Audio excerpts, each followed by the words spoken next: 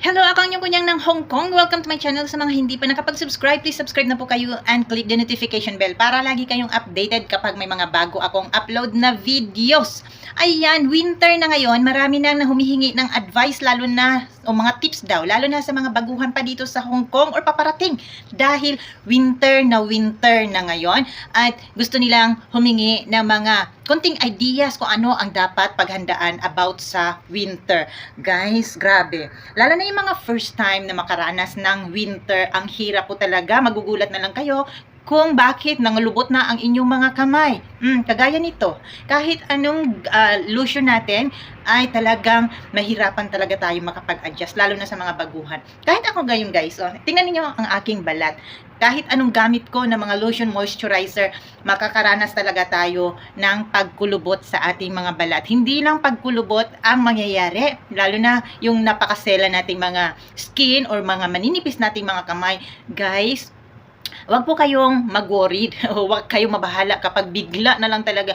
Kasi ang winter po, ito lang base sa aking experience. Hindi ko alam kung ano yung mga nararanasan ng iba. Gusto ko lang i-share sa inyo.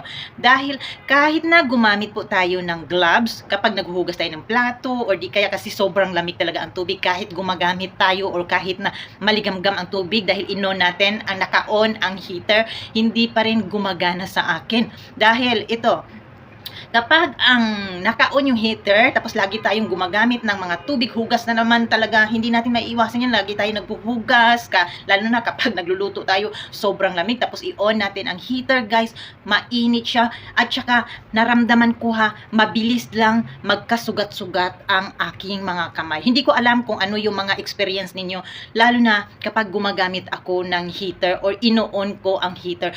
As possible na kahit basta kaya ko lang ang lamig, hindi ako nag-on ng heater. Dahil pakiramdam ko, kapag ang aking naka-on yung tubig, yung heater nun, so mainit na siya. Hindi kasi natin ramdam kung gaano na siya kainit kasi sa sobrang lamig.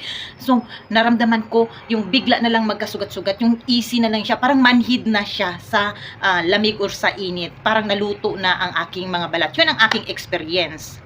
Okay, this time, meron akong ipapakita sa inyo na nakakasurvive talaga ako kapag winter, kahit gaano kalamig yan. Minsan bumababa yan, umaabot ng 9 degrees. Sobrang lamig na po yan, guys. Kapag meron ako nito, hindi na ako mag-worry. Kapag meron ako mga gamit na to, feel ko talaga, comfortable talaga ako at okay na sa akin ang mag-winter. Uunahin ko yung mga ginagamit ko talaga, of course, hindi mawawala sa akin ang lotion. Kahit na hindi winter naman talaga, talagang naglo-lotion ako night and day o kahit ano. At dahil may nagtatanong sa akin kung ano yung mga moisturizer na kailangan kapag winter, any moisturizer guys, pwede. Wala namang brand or wala namang depende kasi yan sa inyong mga balat. Basta gagamit kayo ng mga moisturizer, okay na po yan hanggat hindi matutuyuan or matutuyo ang inyong mga balat. Since dahil marami akong nilalagay sa aking mukha, yung mga pangkuskus ko sa mukha, hindi na po ako nagmo-moisturizer. Dati nung wala akong ginagamit na na rejuvenating set, gumagamit ako ng moisturizer. Napakaganda yun guys. Ay ang yung Nivea, yung face and body moisturizer. Mabibili nyo yan sa Welcome at meron din sa Mannings. So dahil marami nga akong nilalagay sa aking mukha, hindi na ako nagmo-moisturizer, okay na sa akin ang mag-sunblock. Guys, wag po ninyong isipin na porket winter, hindi na kayo tatamaan ng mga dark spot. Mas marami po, mas prone po tayo sa dark spot dahil pakiramdam natin hindi mainit, pero ganun pa rin yan. Kaya hindi talaga ako nawawalan ng ito, ang gamit ko talaga na sunblock. Bior, ewan ko paano, yan na nga lang. Yan, ito talaga ang gamit ko noon. Hindi siya sticky, basta ang ganda sa balat. Kaya hindi ko kailangan na lagyan or maglagay ng moisturizer. Ito napansin niyo sa aking noo. Dahil winter na nga siya, pinabayaan ko na hindi na ako nagsa-sunblock ganong ilang araw, na bigla nang umitim ang aking noo. Yan guys, kaya hirap na hirap talaga ako kapag hindi ako gumagamit ng sunblock. So, kapag meron akong sunblock, no need akong gumamit ng moisturizer. At kailangan ninyong bumili ng lip balm or di kaya, guys, dahil ang grabe, mabilis lang magkabitak-bitak ang ating mga lips. Ang lips ko, kailangan ko talaga ng lip balm. Kapag nauubusan ako ng lip balm, bumili na talaga ako ng Vaseline. Ito ha, hindi ko alam kung effective ito sa inyo, pero ito ang gamit ko. Vaseline talaga. Ito, nilalagay ko siya kasi parang feel ko, ang tagal talaga niyang mag-dry sa aking lips. Kaya ito ang gamit ko, Vaseline. So, nasa inyo yan kung ano yung mga gagamitin ninyo. Wala namang delikado. So, ito guys ha, para sa aking mukha at saka sa aking lips. Ito Vaseline, ito yung aking sunblock. At hindi ninyo dapat kalimutan na mag-lotion. And, dadako tayo sa madaliin ko na lang, dadako tayo sa ating mga susuotin. Ito yung mga pants. Ganito kasi ang maganda. Guys, ito oh. Makapal siya. Minsan kasi ayaw ko ng makapal talaga kasi mabigat. Pero ito magaan lang siya na makapal. Ang dapat ang bibilihin ninyong pants, ito pambahay ko to, minsan pantulog din, oh, di ba? Ito ang gagamitin ninyo, oh. Yan ang kanyang texture na para siyang himulmol kasi mainit talaga ito. So ito yung pangbahay ko. Pwede na rin ito ang pangbahay ko, ito long sleeve at ito jacket ko. Basta guys, advice ko sa inyo, dapat yung mga bibilhin ninyo na jacket is yung hoodie. Kasi hindi na ninyo kailangan na mag-bonnet. Ako kasi ang tao na ayaw ko talagang nagbo-bonnet. Okay pa sa akin na mag-sombrero ako kesa sa mag-bonnet. So ito, pambahay ko, pwede na siya talaga, makakasurvive na kayo sa lamig. At ito naman ang aking pantulog. Guys, mura lang ito. Ayan. Ganito ang dapat ninyong bibilhin kasi napaka-warm talaga siya. Ito oh, yan. At ito.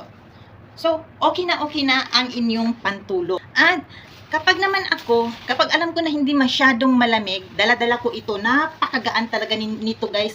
Kahit na mag 10 degrees siya at saka mag-aano ako ng damit na long sleeve, warm enough pa rin sa akin.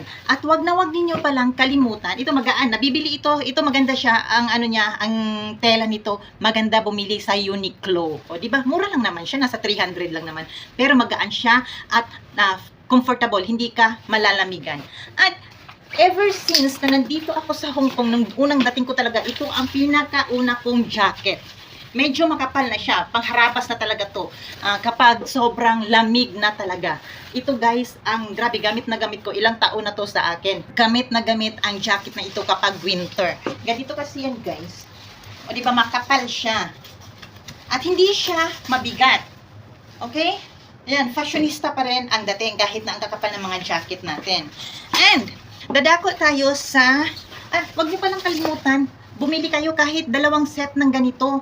Ito oh, yung mga ganito. Marami naman ina-order online sa marketplace. Warmer ang tawag nito guys. Manipis siya, pero kapag sinuot mo ito, lalo na yan, sobrang lamig pag natulog ka or kahit nandito ka sa bahay or kahit aalis ka, ang ganda kapag may warmer pa rin kayo. Ayan, manipis siya, pero napaka-warm. At dadako tayo sa kamay na naman. Dahil nga, ang lamig pa rin kahit naka-jacket tayo lahat-lahat, huwag ninyong kalimutan na meron kayong gloves kapag aalis. O diba? Bongga. Ang gloves na ginamit ko kasi mahilig pa rin akong magsi-cellphone. Ganito oh. Yan. Kasi pag nagsi-cellphone, hindi na natin kailangan tanggalin ang ating gloves. Ayan guys, malamig siya, comfortable. At ito naman, kapag hindi masyadong malamig, ito, pwede rin to, pang social-socialan. Diba? Kahit ano lang ginagawa ko sa buhay. Pero hindi naman kailangan na ganito. Pero kung gusto nyo lang, yan, partner, ito. Diba? Tapos mag long sleeve ka ng ganito. Hindi na masyadong bulky. And, ako guys, dahil mahilig ako mag miniskirt, at ayun, makakasuot pa rin ako dahil gumagamit ako ng leggings, tights. Ano bang tawag dito? Basta, pantyhose. Diba? Kaya, nakakapag miniskirt pa rin ako or nakakapalda pa rin ako. So, ito, maganda rin to kasi parang warmer na rin. At, dahil halimbawa, hindi masyadong malamig or okay lang, tamang-tama, may long socks po ako. Ayan. Yan po ang mga kailangan paghandaan ninyo guys. At dahil ayaw ko nga mag-bonnet, ito guys, wag ninyo talagang kalimutan na meron kayong scarf, kahit gaano kalaki kasi pang ano din yan sa atin. Yan, para hindi tayo malamigan talaga. Ayan, kahit ano-anong gagawin ninyo guys sa scarf.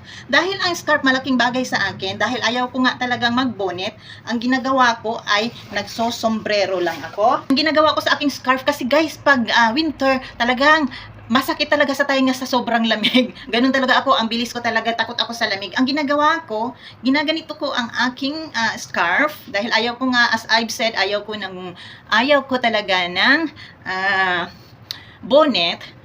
Ayan, kayo na bahala kung anong gagawin ninyo sa inyong scarf. Bahala kayo dyan. Ganito, for sample lang siya. At mayroon ako talagang sombrero. Hindi nawawala talaga sa akin ang sombrero. O, di ba? Okay na ang aking rampa. At meron din akong malaking scarf. Para din to sa kapag tinatamad ako, di ba? Ganito. Kahit anong gagawin natin sa scarf natin, pero ganito ang ginagawa ko kapag winter. So, okay na ako kapag meron akong mga pinakita ko sa inyo na mga gamit ko kapag winter. Makakasurvive na talaga ako. At, guys, hindi naman ninyo kailangan bumili ng mahal. Kasi kahit $20, $10, marami dyan sa tabi-tabi, sa bangketa, marami. Pwede kayong pumunta sa One Chai or di kaya sa Shamshoy po, mas marami doon. Pero bumibili talaga ako ng mga pang-winter ko sa North Point. Marami, basta gala lang kayo, maghanap kayo. Maraming mga 20 Hong Kong dollars makakasurvive na kayo kapag hindi naman kailangan talagang mahal ang inyong bibilhin. Basta meron lang kayong manipis na jacket, meron kayong mga hoodie, at saka meron kayong makapal, pero hindi siya masyadong mabigat. Kasi ayaw na ayaw ko sa winter, guys. Ang daming susuotin. Minsan, 4 or 3 patong yan. At saka meron pang mabigat na mga jacket. Meron ako dyan. Marami akong mga jacket na mabigat. Bigay ng aking mga employers. Papasilip ko sa inyo ang aking mga winter outfits. At ito din pala, bago ko makalimutan, manipis lang siya na sando pero warm po ito. Nabibili ito binili ko ito sa Uniqlo. Maganda ito, maganda ang mga sando ng Uniqlo. Ganito siya. Yan. Warm na to yan, guys.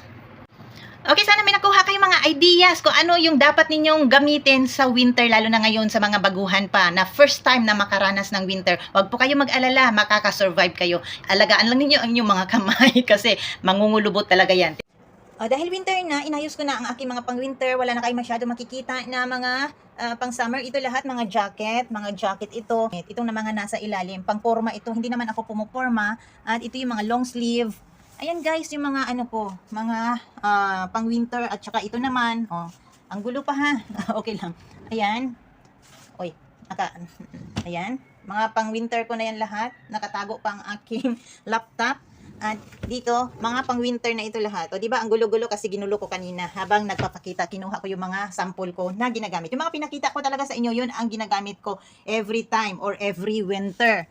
Kaya ito, yung nakabalot yun dyan, mga mabalahibo. Para naman yung parang unggoy. Okay guys, sana meron kayong natutunan. At meron akong mga ideas na ibigay sa inyo. At hindi naman ninyo kailangan na bumili ng mahal. Basta meron lang kayong pang-winter. Ang kalat Basta meron lang kayong pang-winter, makakapal na jacket. Ito kasi ang 3 jacket talaga na nakaka-survive ako kapag winter. Manipis, medyo makapal, at ito, so makapal siya pero hindi siya mabigat. At mga pantalon na pang-winter, yan po guys. Kaya, ayan, ready na ako sa aking winter.